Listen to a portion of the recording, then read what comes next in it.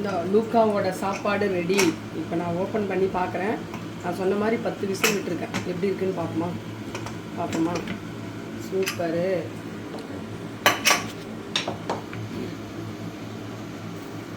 தேங்காய், அதில் இருக்கிற மஞ்சள் பொடி, இந்த சோம்பு, ஜீரகம், அப்புறமா தேங்காய், பருப்பு, அதெல்லாம் மிக்ஸ் ஆகி ஒரு சூப்பரான ஒரு வாசம் வருது. நல்லா பாருங்கள், தெரியுதா? நல்லா வெந்துச்சு பாருங்கள். நல்லி எலும்புன்னு சொன்னேன் நான். எலும்பு இருக்குது, நல்லி எலும்பு. ஆனால் அதில் இருக்கிறதெல்லாம் சூப்பராக வெந்து நல்லா பாருங்கள், எண்ணெய் மீனுன்னு இருக்குது பாருங்கள். தெரியுதா? சூப்பராக இருக்குது பாருங்கள்.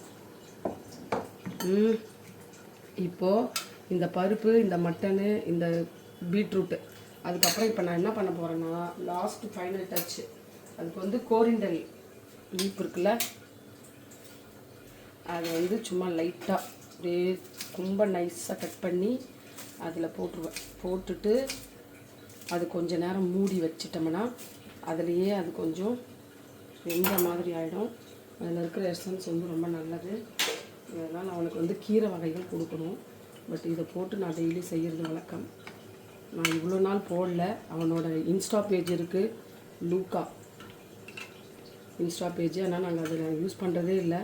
இப்போ தான் ஒரு ஐடியா போட்டிருக்கேன். ஏன்னா ஹாஸ்பிட்டல் போனால் நிறைய டாக் கூட்டிகிட்டு வராங்க.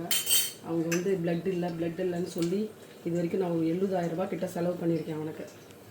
அதனால் நான் ரொம்ப கான்சியஸாக சமைச்சு அவனுக்கு கொடுக்கணுன்றதுனால இன்றைக்கி தான் நான் இன்ஸ்டா பேஜுக்கு போடுறேன் அவனுக்கு.